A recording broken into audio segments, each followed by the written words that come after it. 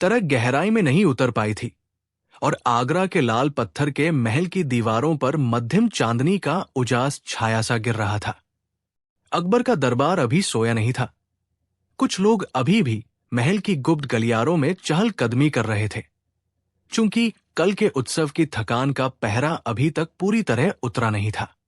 उसी समय एक उपनिवेशीय बाज ने दरवाजे के नन्हे से ठाके के साथ धीरे धीरे सरसर कर महल के भीतर प्रवेश किया।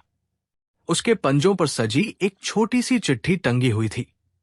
कागज पीला, किनारे अजीब सी घुमावदार लिपाई में कटा हुआ और उस पर कोई मुहर नहीं, केवल एक साधारण अभी अभी सूखा हुआ लाल धब्बा था, जैसे किसी ने रस से मुहर की हो। चिट्ठी दरबान के हाथ से गुजरती हुई सीधे दरबार के मुखिया के सामने पहुंची। जब उसे देखा गया तो हवा कुछ ठंडी सी हो गई। चिट्ठी पर न कोई नाम था न कोई पता, सिर्फ कुछ अलौकिक रेखाएं, जैसे किसी ने बिना किसी भाषा के प्रतीकों में लिख दिया हो। जल्द ही खबर छोड़ी गई कि बादशाह को एक रहस्यमयी चिट्ठी मिली है। अकबर, जो अपने दरबार के हर अजन बीपन को गंभीरता से लेते थे, तुरंत उठकर अपने सिंहासन से उतर आए और उस चिट्ठी को अपने हाथों में लेते हुए बोले, देखो तो, ये क्या है? रुचिकर है, पर साथ में संदिग्ध भी। दरबार में हलचल मची। मंत्री, सेनापति और विद्वान सब जिज्ञासा से भर गए।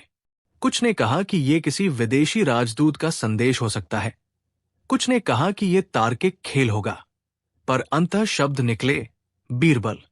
बीरबल, जो अपने चतुर व्यवहार, तीखे बुद्धि और कभी कभी शहद की मीठी व्यंग्य भाषा के लिए मशहूर थे, चिरपरिचित मुस्कान के साथ आगे आए। उन्होंने चिट्ठी को लेते ही थोड़ी देर उसे घूरा, फिर धीरे धीरे कहा, पहचान आसान नहीं है, पर ऐसे प्रतीक अक्सर मछली की हड्डी की तरह होते हैं, जहां एक बड़ी हड्डी पर छोटी छोटी पोतियां जुड़ी होती है। अकबर ने अपनी भौहें चढ़ाकर कहा, बीरबल, तुम हमेशा अजीब सी मिसालें देते हो। ये चिट्ठी तुम्हें कैसी लगी? बीरबल ने झट से पलटकर कहा, महाराज, ये चिट्ठी शाब्दिक नहीं लगती, ये गूढ़ संदेश देती है, और गूढ़ संदेश वहां छिपते हैं जहां कोई नहीं देखता, रेखाओं के बीच, धब्बों के पीछे, कागज की गंध में। बादशाह की आंखों में आनंद की चमक थी। तो बताओ, उन्होंने कहा, क्या यह हमारे किसी दुश्मन का षड्यंत्र है? क्या इसे खोलना सुरक्षित होगा? बीरबल ने मुस्कुराते हुए कहा, सुरक्षा के बारे में एक नियम है, जो चीज छिपी हो उसे जानने की इच्छा स्वयं सुरक्षा का हिस्सा बनती है। परंतु मैं सुझाव दूंगा कि संदेश को पढ़ने से पहले ही इसकी प्रकृति समझ ली जाए। फिर उन्होंने अपने एक सेवक को बुलाया और कहा, रेस्तरी से थोड़ा सा नींबू का रस और कोयले की राख लाओ। दरबार वाले अचंभे में पड़ गए। कुछ ने सोचा कि बीरबल मजाक कर रहे हैं, पर बीरबल की आंखों में गंभीरता थी। नींबू का रस और राख के मिश्रण का संकेत सुनकर अकबर ने पूछा, इसका क्या मतलब? बीरबल ने उत्तर दिया, महाराज, अतीत में कई बार लोग चुपके से लिखे संदेश को अदृश्य स्याही से लिखते थे, नींबू या दूध की स्याही, जिसे गर्मी पर लिखने पर ही दिखता है। और अगर कोई संदेश छिपा हुआ है तो राख भी कभी कभी उसे उजागर कर देती है। उन्होंने आगे कहा, मैं पहले ये देखूंगा कि कागज के किनारों में कुछ गहरे निशान तो नहीं जो धूल राख से छिपे हों। चिट्ठी को पढ़ने का काम शुरू हुआ। सबकी निगाहें उस पेपर पर टिक गई। बीरबल ने ध्यान से कागज की बारीकियों को देखा। उसने महसूस किया कि कागज पर कुछ सूक्ष्म उभरी हुई लकीरें हैं, जैसे किसी ने पन्ने को बहुत ही नजाकत से मोड़कर दबाया हो और फिर उसे फिर से खोला हो। उसने नींबू के रस के कुछ बूंदे पन्ने पर डाली और हल्की सी आग के पास से गर्मी दी। कुछ नहीं हुआ। फिर राख को उंगलियों पर लेकर पन्ने पर धीरे धीरे घिसा। कुछ गहरे धब्बे उभर कर आए, पर वे धब्बे अक्षर नहीं बना रहे थे, बल्कि वे कुछ और संकेत दे रहे थे। छोटी छोटी रेखाओं का समूह, कुछ गोल, कुछ त्रिकोणाकार और बीच बीच में एक छोटा सा चक्र। बीरबल ने कहा, यह किसी सामान्य भाषा की रेखाएं नहीं हैं, ये किसी नक्काशी, नक्शी और संकेतों का समूह है, एक नक्शे जैसा कुछ। अकबर ने उत्सुकता से पूछा, क्या ये कोई स्थान दिखा रहा है? बीरबल ने आंखें खोली और धीरे धीरे कहा, हां महाराज, पर यह केवल स्थान नहीं, ये एक मार्ग है। ये ऐसे संकेत दे रहा है जैसे किसी ने चाहा हो कि केवल समझदार ही राह पकड़ सके। तभी एक प्राचीन अधिकारी ने कहा, महाराज, क्या हो सकता है कि यह किसी गुप्त संगठन का संदेश हो जो आपकी कमजोरी का फायदा उठाना चाहता हो? सर्वनागरी सन्नाटे में खो गई। तब बीरबल ने अपनी चतुरता दिखाई और कहा, सबूत से पहले किसी पर दोष लगाना खतरनाक है, पर मैं एक परीक्षण करूंगा। उसने चिट्ठी को अपनी अंगुलियों में लिया और धीरे धीरे उसके किनारे पर लगी थोड़ी सी मिट्टी को उंगली से नटा। उस मिट्टी से एक हल्की सी समुद्री गंध आई, समुद्र के साथ जुड़ी हुई उस मिट्टी की गंध। बीरबल ने कहा, यह कागज संभवत समुद्र के किनारे से निकला है या कम से कम समुद्री वातावरण में रहा है। अब सवाल बढ़ गया, कौन उस समय समुद्र किनारे था और क्यों चिट्ठी भेजी? अकबर ने दरबार के एक मंत्री से पूछा जो विदेश नीति संभालते थे। मंत्री ने बताया कि कुछ दिन पहले एक विदेशी व्यापारी जो सागर मार्गों से आता था, आगरा में देखा गया था। वो व्यापारी अक्सर अजीब सामान लाता और कुछ विश्वासियों के साथ गहरे विषयों पर चर्चा करता। हाथी घोड़े, रेशम के कपड़े और कुछ विदेशी किताबों के टुकड़े, वो सब उसकी विशेषता थी। क्या ये उसका काम हो सकता है? बीरबल ने निगाहें बंद कर ली और कुछ क्षण सोचता रहा। फिर उसने कहा, महाराज, ऐसा प्रतीत होता है कि यह संदेश किसी जोखिम या परीक्षा की ओर इशारा कर रहा है, किसी ऐसे रास्ते की ओर जिसे केवल बुद्धिमत्ता से समझा जा सकता है, पर किसी खतरे की उपस्थिति को नजरअंदाज करना ठीक नहीं। अकबर ने आदेश दिया कि उस व्यापारी को बुलाकर पूछा जाए। व्यापारी को दरबार में बुलाया गया। वो एक साधारण लेकिन तेजनजर वाला व्यक्ति था और उसकी आंखों में समुद्र की ही तरह गहरी चमक थी। जब बीरबल ने उसे देखा तो उसने व्यापारी से पूछा, तुम कल ही यहां से आए हो? क्या तुम्हारे पास ऐसी कोई चिट्ठी थी? व्यापारी ने तनिक हंसते हुए कहा, हां, मेरे पास कई चिट्ठियां आई है, पर एक तो वास्तव में अजीब थी। मैंने सोचा था कि किसी की कोई कला होगी, किसी ने फूलों या पत्तियों के बीच लिख दिया होगा। उसने आगे कहा कि उसने चिट्ठी कई बार देखा पर उसे समझ में नहीं आया। अकबर ने कहा, तो बताओ, तुमने कहां से ये चिट्ठी पाई? व्यापारी ने कहा, मैं पिछले सप्ताह कच्छ के बंदरगाह पर रुका था, जहां कुछ नाविकों ने मुझे ये भेजा था। लिखी हुई नहीं, पर भेजी हुई। उन्हें ये कमीने संकेत बहुत मूल्यवान लगे। कच्छ, ये शब्द सुनकर अकबर की रुचि बढ़ गई। कच्छ के ठंडी हवाओं और नम मिट्टी के बीच कई रहस्य छिपे रहते थे। पर क्या मुसाफिर वही था जिसमें खत छुपा था? बीरबल ने धीरे से कहा, कच्छ में कुछ लोग होते हैं जो पुराने समय की जासूसी और संकेत कला में निपुण होते हैं। यदि ये संदेश वहीं से आया है, तो इसका मतलब ये भी हो सकता है कि कोई वहां की किसी महत्वपूर्ण वस्तु या रहस्य का इशारा कर रहा है, या किसी ने मानो हमें परीक्षा में डाल दिया हो। अकबर ने पूछा, क्या यह कोई खजाना है या कोई खतरा? बीरबल ने मुस्कुराते हुए कहा, हर रहस्य में दोनों का मिश्रण होता है, खजाना और खतरा। पर पहले हमें एक बात साबित करनी होगी कि यह चिट्ठी किसके लिए थी। तभी बीरबल ने चिट्ठी के साथ एक और परीक्षा करने का प्रस्ताव रखा।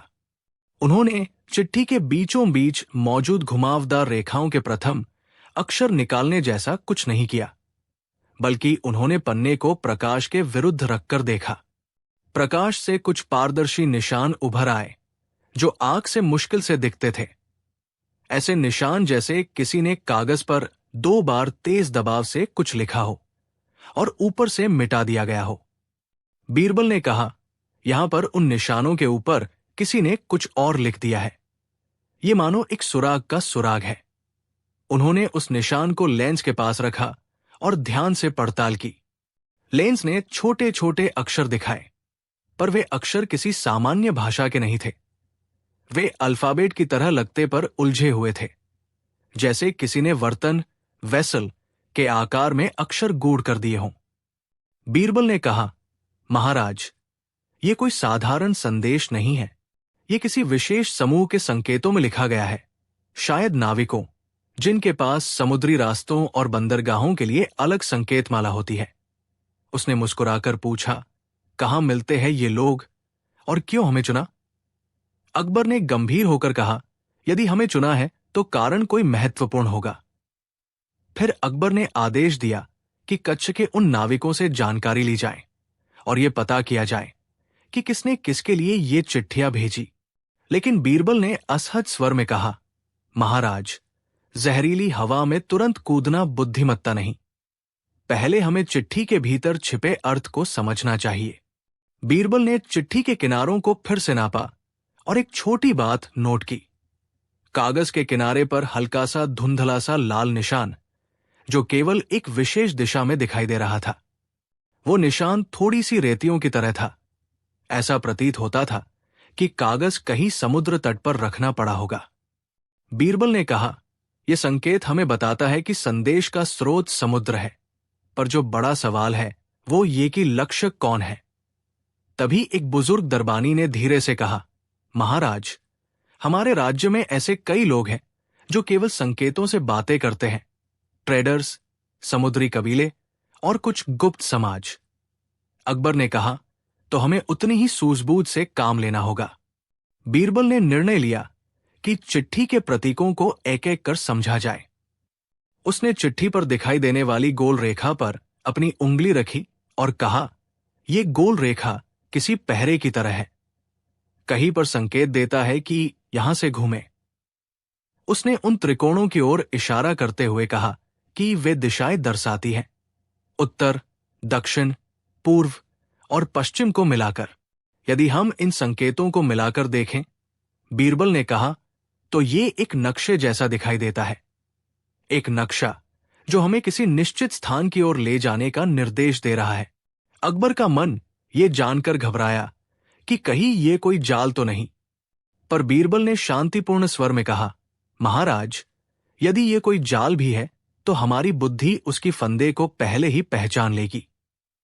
फिर उसने एक योजना बनाई, एक छोटी सी खोज पार्टी बनाई, जिसमें बीरबल, एक अनुभवी नाविक, एक नक्शानवीस और कुछ सिपाही होंगे। पर अकबर ने चेतावनी दी, मैं नहीं चाहता कि कोई अनावश्यक जोखिम उठाए, इसलिए तुम केवल उन निशानों के आधार पर ही आगे बढ़ो और जहां भी हो, वापसी का रास्ता पहले से सुनिश्चित रखना। खोज दल कच्छ की ओर निकला। रास्ता लंबा था, रेत, थल और समुद्र के बीच का अंतर जैसे किसी ने दो दुनिया के बीच की परत लगाई हो। वहां पहुंचा तो बीरबल ने वहां के लोगों से मुलाकात की। नाविक, व्यापारी और पुराने मछुआरे। कई बार वो मुस्कराया, कई बार उसने सवाल किए और कई बार उसने बस घूर कर कुछ समझ लिया। लोगों ने बताया कि कुछ दिन पहले एक छोटे से समूह ने कच्छ के किनारे पर जमा होकर कुछ रात्रि समारोह किए थे। उन्हें किसी गुप्त वस्तु के बारे में चर्चा करते देखा गया था। कुछ ने कहा कि वे लोग किसी पुराने मंदिर के खंडहर के पास गए थे। बीरबल ने तुरंत कहा, वहां चलना चाहिए। वे सब उस रात खंडहर की ओर गए। चांदनी के बीच खंडहरों की दीवारें अजीब सी सन्नाटा बिखेर रही थी। वहां पाए गए निशान, वो गोल, त्रिकोण और रेखाएं साफ दिख रहे थे। किसी ने पत्थर पर उन संकेतों को उकेरा था, पर वे पुराने और धुले हुए थे। बीरबल ने कहा, ये वही संकेत है। उसने खुदाई करवाई। थोड़ी सी मिट्टी खोदते ही एक छोटी सी लोहे की पेटी मिल गई। बड़ी नहीं, मगर भारी। पेटी के ऊपर वही लाल धब्बा लगा हुआ था जो पहले चिट्ठी पर दिखा था। दरबार में एक अजीब सा सन्नाटा छा गया। अकबर का दिल धड़क उठा। क्या इसमें खजाना था? क्या कोई खतरा छिपा था? बीरबल ने पट्टियां खोली और पेटी के अंदर कुछ वस्तुएं थी। पुरानी सिक्के, एक छोटी मढ़ी हुई मूर्ति, एक तिरछा काम वाला पत्र और एक पत्थर का टुकड़ा जिस पर कुछ शब्द उकेरे हुए थे। पर वो पत्र वही नहीं था जिसे वे पहले पढ़ चुके थे। ये उस गूढ़ भाषा में कुछ और संकेत दे रहा था।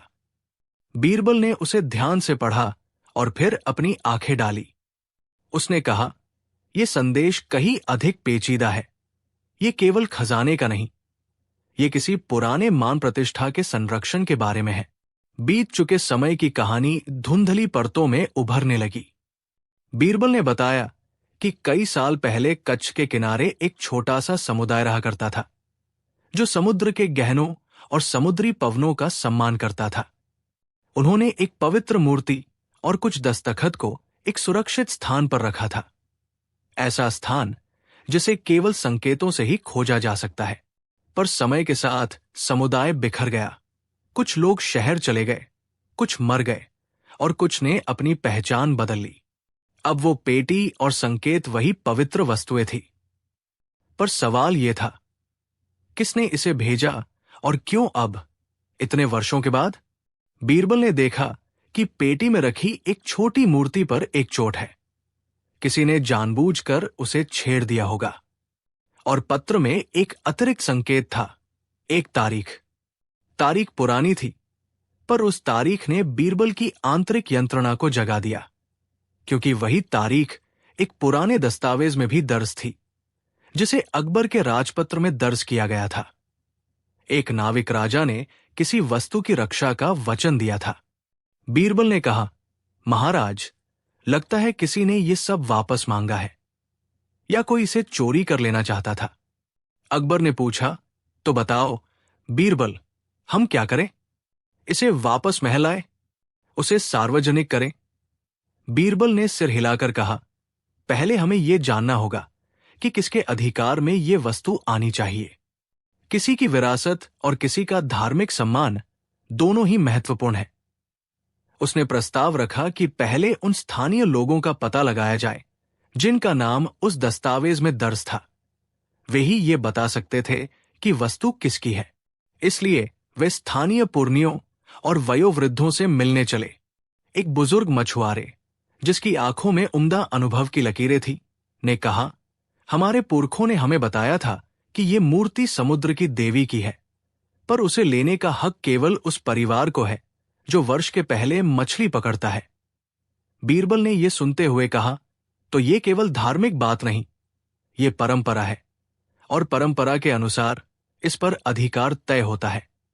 उन्होंने स्थानीय रिवाज और प्रचलित नियमों का सम्मान किया। पर तभी एक नया मोड़ आया।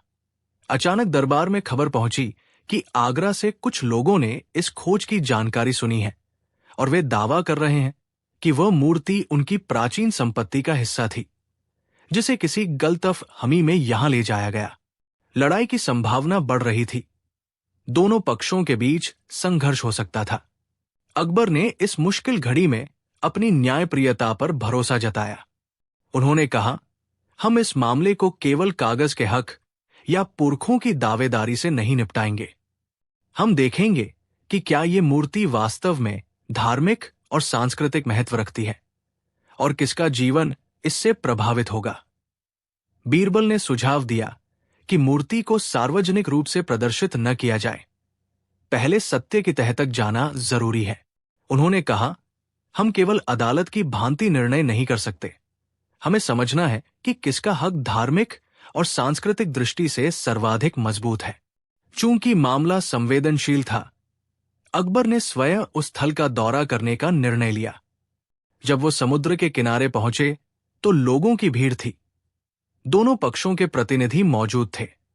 एक ओर वे जिनके पुरखों ने मूर्ति की रक्षा की थी, दूसरी ओर वे जिनका दावा नयासा था। पक्षों की नाराजगी में आग जल रही थी।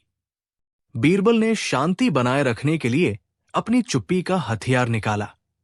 उसने दोनों पक्षों को बुलाया और कहा, हम संघर्ष से पहले एक सत्यापन करेंगे। ये मूर्ति हमारे लिए किसी व्यक्ति की व्यक्तिगत संपत्ति से ऊपर है। ये हमारी सांस्कृतिक विरासत है, पर गए दिनों की परंपराएं भी महत्वपूर्ण है।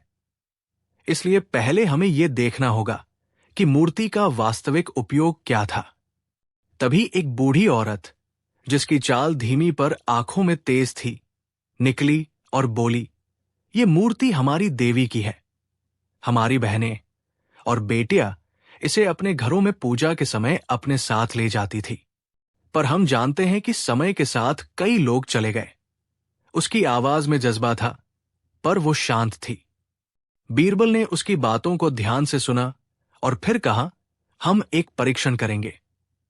उसने एक पुरानी रस्म का उल्लेख किया, एक ऐसा परीक्षण जो सिर्फ उन लोगों के लिए था जो अपने दावे को प्रमाणित करना चाहते थे। वे दोनों पक्ष सहमत हुए। परीक्षण शुरू हुआ। परीक्षण में लोगों को समुद्र के किनारे एक रात के लिए विशेष रात्रि अनुष्ठान करना था, जहां मूर्ति को रखने और उसके आगे प्रार्थना करने की परंपरा थी। जो भी पक्ष सत्य और श्रद्धा से करता, उसे समान रूप से न्याय दिया जाएगा। रात गहराई, चांद ने अपना उजाला बंटाया। समुद्र की लहरें मानो किसी धुन पर थिरक रही थी। दोनों पक्षों ने अपनी अपनी परंपरा के अनुसार पूजा की। गाने गए, दीप जलाए गए और आखिरकार मीठे पानी और नमक से मूर्ति को स्पर्श किया गया। पर जिस रात के बाद उस बूढ़ी औरत ने अपना हाथ आगे बढ़ाया, उसकी आंखों में आंसू थे और उसका चेहरा शांत था। उसने कहा, यह मेरी मां की परंपरा है। इसका नाम देवी सागरी है। दूसरे पक्ष ने भी अपने बुजुर्गों की कहानियां बताई, पर उस रात की शांति ने सबको एक नया रूप दे दिया। दोनों पक्षों में समझदारी और सम्मान के बीज बो दिए। अकबर ने न्याय की बात कही, पर अंततः यह समझौता बीरबल के विचार से निकला। बीरबल ने सुझाव दिया कि मूर्ति को स्थानीय समुदाय की साझा संपत्ति घोषित किया जाए और हर वर्ष एक विशेष उत्सव के साथ उसकी पूजा की जाए, जहां दोनों पक्ष भाग लें। साथ ही उसने कहा कि पेटी में मिली सिक्कों और अन्य वस्तुओं को मिलकर संरक्षित किया जाए और उनकी सुरक्षा का दायित्व स्थानीय समुदाय को दिया जाए, पर राज्य का संरक्षण बना रहे। यह सुझाव सुनहरा था। दोनों पक्षों ने सहमति दी। अकबर ने मुस्कुराते हुए कहा, यह न्याय है जो दिलों को जोड़ता है, ना कि केवल कानून। लेकिन कहानी यहीं समाप्त नहीं हुई। बीरबल ने बताया कि चिट्ठी केवल इस खोज को निर्देशित करने के लिए भेजी गई थी, पर यह भी संभव था कि किसी ने जानबूझकर इसे भेजा ताकि समझदारी और ईमानदारी की परीक्षा ली जा सके। अकबर ने सोचा, किसने ऐसा खेल खेला? क्या वो कोई पुराना मानव था जिसने ये सब देखा और अब चाहता था कि लोग फिर से ये याद रखें कि सांस्कृतिक वस्तुएं केवल धरोहर नहीं, वो लोगों की आत्माओं का हिस्सा है? बीरबल ने अंतर्मन की शांति के साथ कहा, महाराज, कभी कभी दुनिया हमें संकेत देती है, न कि हम केवल क्या देखते हैं, बल्कि कि हम क्या महसूस करते हैं। ये चिट्ठी उसी भाव की कंगुना है। किसी ने हमें ये याद दिलाने की इच्छा जताई कि शिकार और संग्रह से ऊपर कुछ है। वो है सम्मान और साझा धरोहर। अकबर ने अपनी आंखें बंद की और कहा, बीरबल, तुम्हारी बुद्धि हमेशा आश्चर्यचकित कर देती है। जैसे जैसे दिन ढलता गया, कच्छ का ये उपक्रम खत्म हुआ, पर वहां की हवा में अब एक नई स्पष्टता थी। स्थानीय समुदाय ने मिलकर एक नया उत्सव आरंभ किया, सागरी उत्सव, जहां से प्रत्येक वर्ष लोगों को याद दिलाया जाएगा कि उनकी सांस्कृतिक विरासत को संरक्षित कर अपना गौरव बनाना ही असली धन है। पेटी में रखी वस्तुएं अब महल के संग्रहालय में नहीं रह गई। वे समुद्र के किनारे के मंदिर में रख दी गई, जहां प्रतिवर्ष दोनों समुदाय मिलकर पूजा करते। और जो चिट्ठी कभी रहस्यमयी थी, वो अब एक कथा बन गई। एक कथा जो ये सिखाती थी कि भले ही संकेत गूढ़ हो, पर उनका अर्थ तब भी सराहनीय और उज्जवल हो सकता है जब उन्हें समझदारी से पढ़ा जाए। अगले कुछ वर्षों में अकबर के दरबार में ये कहानी बार बार सुनाई जाती रही। बीरबल की चतुराई, अकबर की न्यायप्रियता और एक गुमनाम हस्ती की उस रहस्यमयी चिट्ठी का प्रभाव, जिसने लोगों को एकता और सम्मान की राह दिखाई। कुछ लोग कहते हैं कि चिट्ठी खुद किसी दरबारी ने भेजी थी ताकि अकबर और बीरबल की बुद्धि की परीक्षा ली जा सके। कुछ कहते हैं कि ये किसी समुद्री साधु ने भेजी थी जो देखना चाहता था कि दुनिया अभी भी उन चीजों का मूल्य समझती है। पर सच्चाई जो भी रही हो, उसकी छवि साफ थी। ये किसी चीज की तलाश नहीं थी, ये किसी चीज की याद दिलाना था जो खो सी गई थी। दूसरों के प्रति सम्मान, परंपराओं की गरिमा और साझा धरोहर का महत्व। और उस दिन से जब भी कोई दरबार में कोई अजनबी संदिग्ध कागज लाता, अकबर मुस्कुराकर बीरबल की ओर देख लेते और कहते, बीरबल, देखो, शायद फिर कोई चिट्ठी आई है जिसे हमें समझना चाहिए। बीरबल, जो अक्सर शर्मिलापन और चतुराई के बीच संतुलन बनाए रखते थे, हल्की सी हंसी के साथ कहते, महाराज, हर चिट्ठी को पढ़ना जरूरी नहीं, पर हर चिट्ठी से सीखना जरूरी है। और यही सीख अकबर के दरबार की सबसे बड़ी विरासत बन गई कि बुद्धि सिर्फ प्रश्नों के उत्तर नहीं देती, बल्कि समाज को जोड़ने और उसकी आत्मा को जागृत करने की शक्ति भी रखती है। देर रात की खामोशी राजमहल की पत्थरों पर एक अलग ही प्रकार की गंभीरता बिखेर रही थी। चंद लोगों के कदमों की आवाज और दीवारों पर टिमटिमाती मीनारों की छाया के सिवाय कुछ भी सुनाई नहीं देता था। उसी समय महल के खजाना घर के बाहर एक छोटी सी हलचल हुई। एक दरबान की आंखों ने देखा कि ताले पर हल्की सी खरोंच है और एक पुराना मोहर का धागा ढीला पड़ा है। सुबह होते ही ये खबर अकबर के महल में फैल गई। लोग फुसफुसा रहे थे। कुछ का चेहरा सख्त था, कुछ की आंखों में चिंता की जलन थी। अकबर, जिनकी न्यायप्रियता और सुरक्षा के प्रति सजगता पूरे राज्य में मशहूर थी, तुरंत उठकर दरबार में बैठे और कहा, बताओ, क्या हुआ? तब किसी ने धीरे से कहा, महाराज, आज भोर में खजाना घर के ताले में एक खरोंच मिली है। ऐसा लगा मानो किसी ने किसी तरह चेष्टा की हो। यह सुनते ही अकबर का चेहरा सुनहरा गंभीर हो गया। खजाना क्या सुरक्षित है? उन्होंने पूछा। पूरी तरह नहीं मालूम, उत्तर आया। पेटियां अपनी जगह है, पर कुछ मोहरों में फर्क है। दरबार में हलचल बढ़ गई। मंत्री लोग कानों को तनी आंखों से सब ओर देखने लगे। इस तरह के प्रश्न मानो अकबर के राजकीय सौंदर्य और प्रतिष्ठा से जुड़े थे और किसी भी प्रकार की अनियमितता राज्य की शान को धूमिल कर सकती थी। तभी बीरबल ने अपनी विशिष्ट मुस्कान के साथ कदम बढ़ाया। उसकी आंखों में वह चंचल परख थी जो मुश्किल से मुश्किल सवालों को भी चुटकियों में सुलझा देती थी। अकबर ने बीरबल की ओर देखते हुए कहा, बीरबल, इस बार तुम्हारी सूझबूझ की आवश्यकता है। खजाना घर की सुरक्षा में कौन सा दोष रहा और आखिर कौन इस प्रकार के जोखिम उठाएगा? बीरबल ने बिना देर किए कहा, महाराज, पहले हमें यह जान लेना चाहिए कि वास्तव में क्या खोया है और क्या बदला गया है। अक्सर सबूत वही होते हैं जो नजर में नहीं आते। खरोंचे, धूल की परत, ताजगी का भाव। बीरबल ने अपना काम शुरू किया। उसने खजाना घर के ताले को स्वयं देखा, मुहरे, टटोली, तिजोरियों की लकड़ियों और लोहे की अवस्था जांची। उसने सिपाहियों से पूछताछ भी की। रात में किसने पहरा दिया, कौन किस समय ताला खोलता और बंद करता था। सिपाहियों के बयान मिले जुले थे। किसी ने कहा कि सब सामान्य था, किसी ने कहा कि किसी भी सामान में अंतर नहीं दिखा। पर बीरबल ने कहा, बाहर दिखने वाली चीजों पर विश्वास मत करो। किसी भी परिवर्तन का सबसे छोटा संकेत ही हमें दिशा देगा। उसने खजाना घर के रखरखाव करने वाले बुजुर्ग को बुलाया और उससे कहा, तुम्हारे पास तिजोरियों की चाबियां हैं। क्या तुमने कभी देखा कि कुछ चाबी की नकल बनाई गई हो?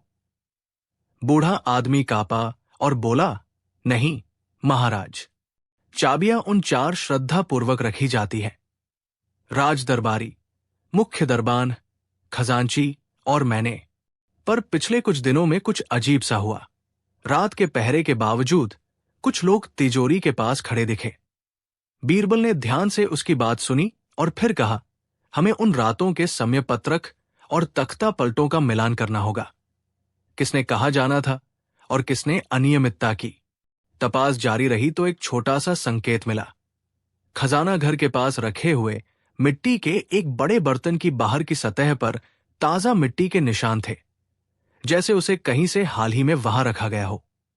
नाराजगी और डर दोनों के भाव साथ साथ उठे। क्या कोई अंदर आया और कुछ बदल गया, या ये केवल एक चाल थी किसी को भ्रमित करने के लिए? बीरबल ने कहा, जहां भय है वहां बहुत बार कल्पना काम कर जाती है, पर हकीकत सिर्फ वही है जो छूकर जांची जा सके।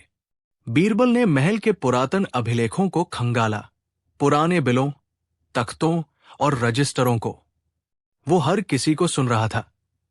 कभी किसी नौकर की चुप्पी, कभी किसी मंत्री की हल्की सी मुस्कान। एक दस्तावेज उसकी नजर में आया जिसमें एक बीते जमाने के कारीगर का नाम लिखा था। रघुपाल नाम का एक शिल्पी, जिसने लाखों की नक्काशी और महल के कई अंतः स्थलों के लिए कुर्सियां, दरवाजे और तख्ती बनाई थी। वहां एक अजीब लेख था, रघुपाल द्वारा निर्मित गुप्त स्थान, केवल राजा को ज्ञात, और उसके नीचे एक सूक्ष्म रेखा खींची हुई थी। बीरबल ने सोचा, क्या हमारे महल में कोई और भी जगह है जहां तिजोरी संभल कर छुपा दी जा सकती है? उसने रघुपाल के घर जाकर वहां के पुराने फर्नीचर और नक्काशी पर ध्यान दिया। कुछ थापों और रेखाओं में वो वही संकेत मिला जो तिजोरी के पास दिखाई दिए थे। उसी प्रकार के गोल और तिरछे निशान जो किसी जानी पहचानी कला की पहचान थे। रघुपाल अब वृद्ध था, पर उसकी आंखों में उन दिनों की झिलमिलाहट थी जब उसने महल के लिए काम किया था। बीरबल ने उससे पूछा, तुमने महल में ऐसी कोई गुप्त जगह बनाई थी क्या? रघुपाल ने धीरे से कहा, हां महाराज। कभी कभी राजा चाहते थे कि कुछ वस्तुएं न तो अति सार्वजनिक हों और न ही अति निजी, एक मध्य मार्ग चाहिए था। मैंने खजाने की एक छोटी सी पेटी के लिए एक अतिरिक्त टिकानी बनाई थी, एक ऐसी जगह जहां न तो तिजोरी तक पहुंचना आसान था और न ही कोई दिखावा हो, पर वो जगह केवल खास निशानों से ही खुलती थी, जिन्हें मैं और केवल राजा ही जानते थे। बीरबल की आंखों में तेज चमक आई। बताओ वो जगह कहाँ है? उसने पूछा। रघुपाल ने कहा, यह जगह राजमहल के मध्य हॉल के नीचे की एक संकरे मार्ग में है, जहां वाल्व और सीमेंट के बीच एक पतली परत में खोया हुआ हिस्सा है। पर याद रखना, वो जगह केवल उन संकेतों से खुलती है जो केवल ठीक से पढ़े जाएं। बीरबल ने रघुपाल की बात सुनी और फिर अपने दिमाग की मशीन चालू कर दी। उसने महल के आरेखों को ध्यान से देखा। वो जगह जो रघुपाल ने बतलाई थी, कितनी बार बदल चुकी थी, कितनी बार मरम्मत हुई थी। लेकिन एक बात थी, ऐसा कोई निशान वहां कहीं छुपा हो सकता था जो रोजमर्रा की निगाह में अनदेखा रह जाए। बीरबल ने महल के सबसे पुराने हिस्से के पास जाकर ध्यान से देखा। दरवाजों के निचले हिस्से, कंधों के जोड़ और फर्श के किनारे। वहां उसे कुछ मिल गया, एक पतली रेखा, जैसे किसी ने फर्श की सिलाई के नीचे कुछ छिपा दिया हो। उसने अपने अंगूठे से उस रेखा पर दबाव डाला और एक सूक्ष्म क्लिक की आवाज आई। बीरबल ने मुस्कुराते हुए कहा, अगर ये वही है जिसे रघुपाल ने बनाया था, तो ये रास्ता वही है जिससे कोई खजाना छिपाया जा सकता है। बीरबल ने महल के कुछ विश्वसनीय लोगों को साथ लिया, रघुपाल को, खजांची को और कुछ खास सिपाहियों को। धीरे धीरे फर्श की पक्की परत खिसकी और एक संकरी सी सुरंग दिखाई दी। न तो बहुत ऊंची, न बहुत चौड़ी, पर अंदर छिपा हुआ था एक छोटा सा कक्ष। कक्ष के अंदर कुछ पुरानी पेटियां पड़ी थी, पर उनमें से कुछ खाली लग रही थी, जैसे किसी ने उन्हें हाल ही में खोला या हिलाया हो। बीरबल ने ध्यान से एक पेटी खोली और अंदर के कागजों को पढ़ा। पुराने करार, कुछ विदेशों से आए हुए उल्लेख और एक छोटा सा दर्पण जिसके पीछे एक संदेश छपा था, धन केवल धन नहीं, वो भार है जिसे जोड़ी के साथ संभालना चाहिए। ये संदेश पढ़कर बीरबल के चेहरे पर हल्की सी मुस्कान आई, पर साथ ही एक प्रश्न का पहलू बाकी रहा, कौन आया और क्या ले गया? जांच आगे बढ़ी। महल के कुछ पुराने कर्मचारियों से पूछताछ करने पर पता चला कि पिछले कुछ हफ्तों में कुछ अजीब मेहमान महल के अलावा थे। वे नकली उपनामों के साथ आते और प्राचीन कथाओं का हवाला देते। किसी ने देखा कि एक गुप्त रूप से चिरपरिचित वेशभूषा वाला व्यक्ति कभी कभी इस क्षेत्र के पास बैठा रहता था। वो पुराने समय की भाषाओं में शीघ्रता से कुछ पढ़ता और फिर धीरे से मुस्कुरा देता था। बीरबल ने कहा, कभी कभी वही व्यक्ति जो सबसे कम दिखता है, सबसे अधिक जानता है। उसने उन लोगों की सूची बनाई और उनके आवागमन पर कड़ी निगरानी रखी। एक रात बीरबल ने खुद गुप्त रूप से महल के आसपास पहरा दिया। हवा हल्की थी और चांदनी जमीन पर बिखरी हुई थी। उसने देखा कि वही अजनबी व्यक्ति जिसे उन्होंने चिन्हित किया था, चुपके से महल के पीछे आ रहा था। बीरबल ने धीरे से उसके पीछे पीछे कदम बढ़ाए। व्यक्ति कुछ देर खड़ा रहा, फिर उसने अपने हाथ की जुराब से कुछ मिट्टी हटाई और फर्श पर एक छोटी सी पट्टी दबा दी, जैसे कोई गुप्त बटन दबा रहा हो। अचानक फर्श का एक टुकड़ा हल्का सा खिसका और वही संकरी सुरंग का दरवाजा खुला जो बीरबल के द्वारा खोजा गया था। व्यक्ति ने बाहर से एक छोटी सी पेटी निकाली और फिर उसे उठाकर धीरे धीरे वहां से हट गया। बीरबल ने जैसे ही व्यक्ति को पकड़ने की कोशिश की, वो अपनी चाल में तेजी लाकर भाग निकला। पर बीरबल चालाकी से कुछ कदम आगे बढ़ा और उसने एक जाल लगा दिया। व्यक्ति फंस गया। जब उसे पकड़कर दरबार में लाया गया तो सामने एक आश्चर्यजनक चेहरा था। वो कोई बाहरी लुटेरा नहीं, बल्कि महल के ही एक पुराने कर्मचारी का बेटा निकल आया, जो कई वर्षों पहले बाहर से गया था और अब लौट आया था। उसका नाम कृष्णा था। उसके हाथों में वही पेटी थी। कृष्णा की आंखों में भय और पश्चाताप दोनों झलक रहे थे। उसने धीरे से बताया कि वो महल की हालत देखकर दुखी था। खजाना घर में जो धन रखा जाता है, वो कई बार ऐसे कामों में खर्च हो जाता था जिनका पुण्य लाभ आम जनता को नहीं मिलता था।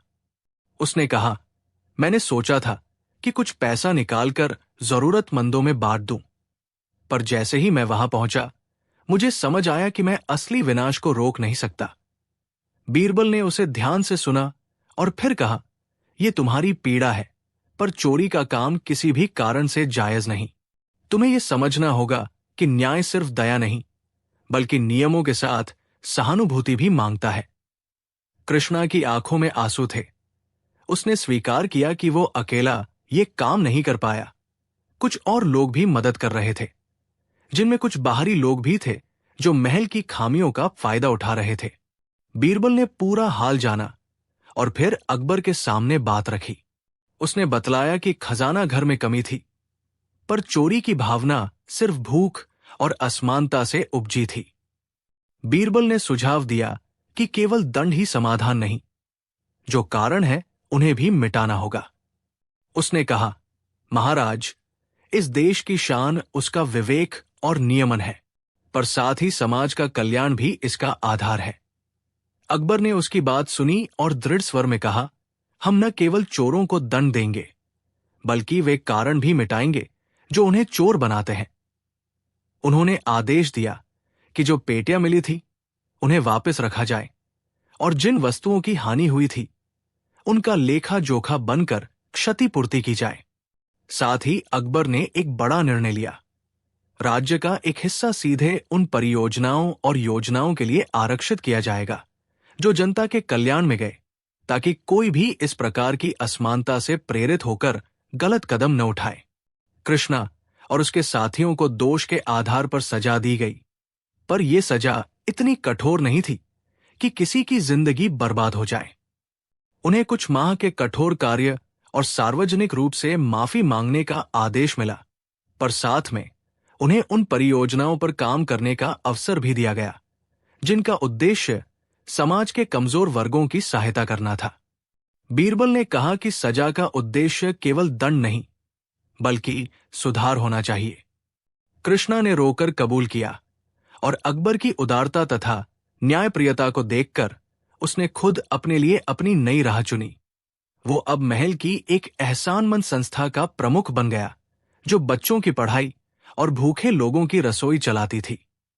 समाप्ति में महल की सुरक्षा और व्यवस्था में नए नियम लागू किए गए। बीरबल का ध्यान केवल चोरी पकड़ने तक सीमित नहीं रहा। उसने महल की संरचना में आवश्यक मरम्मत और संशोधन कराने का सुझाव भी दिया।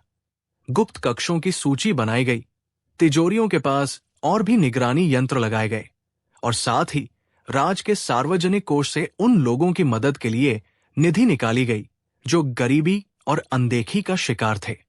अकबर ने बीरबल की सूझबूझ और करुणा की सराहना की और कहा, बीरबल, तुमने न केवल खजाना पाया, बल्कि समाज की नब्ज भी समझी।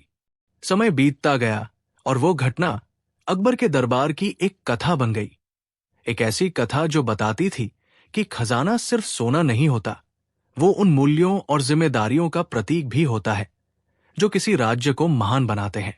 बीरबल की बुद्धि ने यह साबित कर दिया कि न केवल चतुराई से चुनौतियां हल की जाती हैं, बल्कि सहानुभूति और दीर्घ दृष्टि से उन्हें जड़ से खत्म किया जा सकता है। लोग कहते हैं कि उस दिन के बाद राजमहल में और भी खजाने छुपाए गए, न केवल सोने के, बल्कि उन अनुभवों और नीतियों के भी जो एक अच्छे राज्य को संभालते हैं। और बीरबल की हंसी, जो मुश्किल से मुश्किल हालात में भी उम्मीद की किरण दिखा देती थी, सदैव वहां गूंजती रही। राजमहल की भव्य लाल पत्थरों वाली दीवारों पर सुनहरी सांझ का उजास पड़ रहा था और शाही बगिया में तितलियां मानो किसी गुप्त बात पर फुसफुसा रही हों। उस दिन का दरबार कुछ अलग ही हलचल लिए हुआ था। अकबर का स्वभाव उदार और समझदार रहा था, पर आज उस पर एक ताजा जिज्ञासा का आवरण चढ़ा था। खबर यह आई थी कि किसी दूर दराज के राज्य से एक ऐसी रानी आई है जो अपनी चालाकी और बुद्धिमत्ता के लिए दूर दूर तक जानी जाती है। लोग उसके बारे में कई किस्से सुना रहे थे। कुछ कहते थे कि वो राजकाज में इतनी निपुण है कि उसने अपने राज्य को बिना युद्ध के समृद्ध कर दिया, तो कुछ कहते थे कि उसकी बातों में उस तरह का ताव है कि किसी भी आम आदमी की बुद्धि काट की तरह मुड़ जाती है। अकबर के मन में उत्सुकता और हल्की सी चुनौती दोनों का मिश्रण था। उसने दरबार की घंटी बजाई और घोषणा की कि आज वो रानी आगरा आकर दरबार में बुलकर बतौर विशिष्ट अतिथि सम्मानित की जाएगी। जब रानी आई तो उसकी चाल में उस आत्मविश्वास का असर था जिसे केवल वर्षों के अनुभव से पाया जा सकता है। वो सादगी में भी भारी लगती थी। उसके वस्त्रों पर न तो अत्यधिक आभूषण थे और न ही दिखावा, पर उसकी आंखों में ऐसी तेजी थी कि वे बोलती हुई धुन की तरह सबकी हड्डियों तक पहुंच जाती। अकबर ने आदरपूर्वक उसे बिठाया और कहा, हमें सुनने में आया है कि आप बहुत चालाक रानी हैं। आपसे मिलने की इच्छा थी। रानी ने हल्की मुस्कान दी और कहा, महाराज, चालाकी और बुद्धि दोनों ही गुण होते हैं, पर जो व्यक्ति उन्हें केवल दिखावे के लिए उपयोग करता है वो खोखला रहता है। मैं बस आपकी मेजबानी और न्याय की प्रशंसा करने आई हूं। दरबार के बुजुर्गों और मंत्रियों ने जब उसकी बातें सुनी तो कुछ लोग आश्वस्त हुए और कुछ मानो खामोश रह गए। अकबर ने सहजता से कहा, हमारे बीरबल दरबार में है। वो बुद्धि और चतुराई का जीवंत रूप है। यदि आप चाहें तो आप दोनों किसी खेल खेल में अपनी सूझबूझ परख सकती हैं। रानी ने चंचलता से कहा, खेल? मैं परंपराओं और प्रश्नों के खेल में आकर खुशी महसूस करूंगी, पर मेरा एक शर्त है।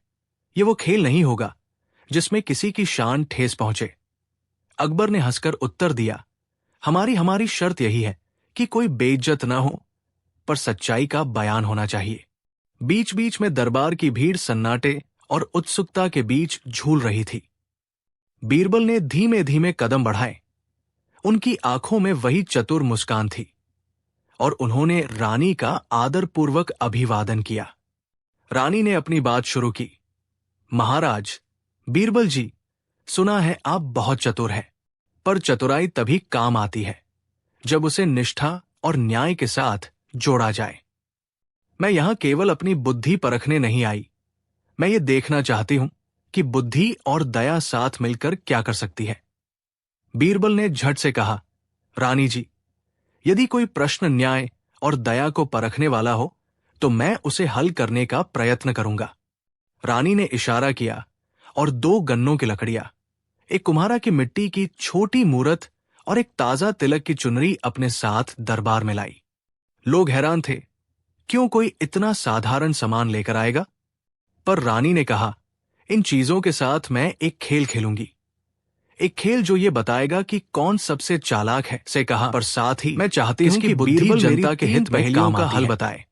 अकबर ने कहा, ऐसा होगा, बताइए यदि वो गलती करेगा आपका खेल क्या है? एक समय के लिए रानी ने अपनी बुद्धि से अलग होना पड़ेगा। बीरबल ने मुस्कुराते हुए कहा, महाराज, मैं सहमत हूं, पर मेरी एक शर्त है। समाधान केवल बुद्धि का नहीं, बल्कि न्याय और दया का भी प्रमाण होना चाहिए। पहली पहली थी।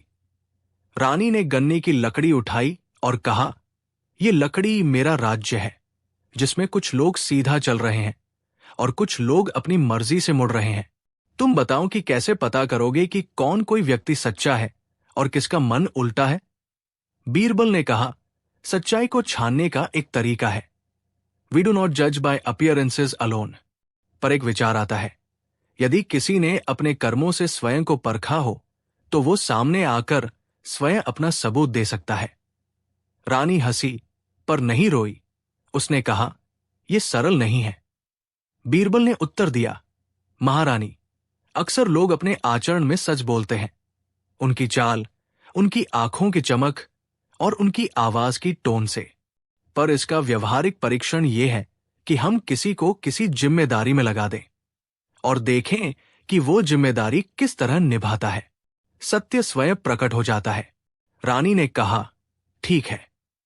और उसने कहा कि यह ठीक उत्तर नहीं, क्योंकि उसका सवाल चालाकी और समझदारी की परख थी, न कि केवल न्याय की। उसने कहा, दूसरी पहेली सुनिए। यह दूसरी पहेली अद्भुत थी।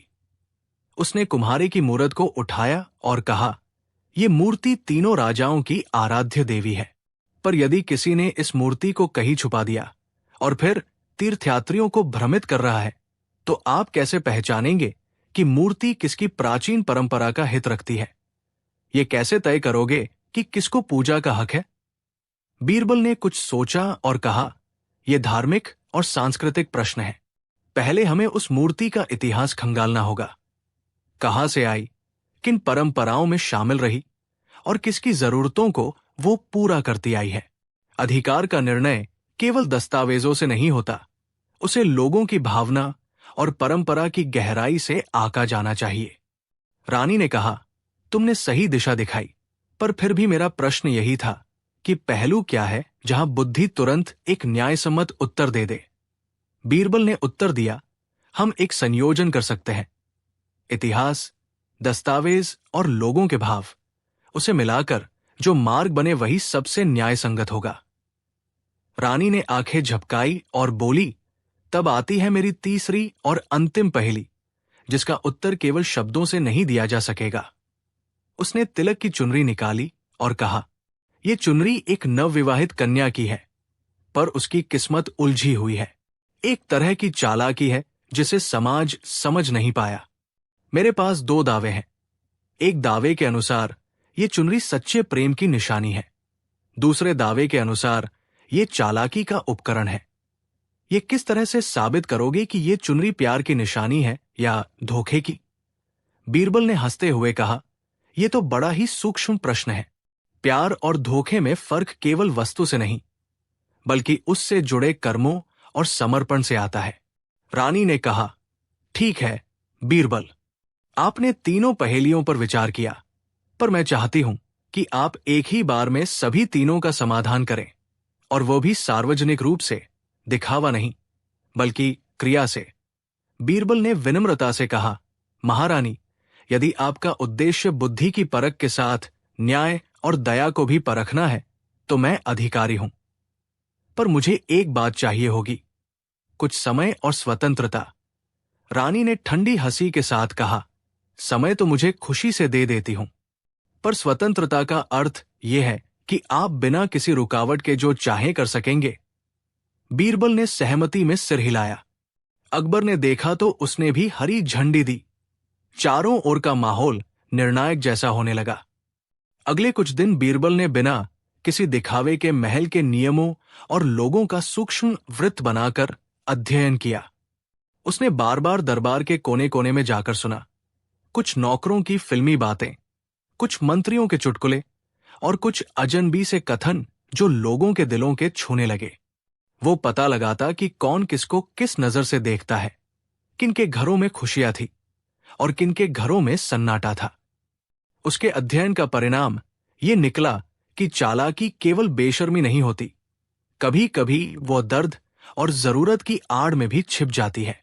उसने देखा कि जो लोग खुद को चालाक और तेज समझते हैं, वे अक्सर दूसरों की पीड़ा से अनभिज्ञ रहते हैं। वही जिनकी चालाकी स्नेह से भरी होती है। वे न केवल बुद्धिमान होते हैं पर मानवता से जुड़े भी रहते हैं। और फिर बीरबल ने जनता के सामने अपने प्रयोग की रूपरेखा रखना प्रारंभ किया। पहले उसने एक सार्वजनिक सभा का आयोजन करवाया, जहां उन लोगों को बुलाया गया जिनके पास किसी तरह की समस्याएं थी।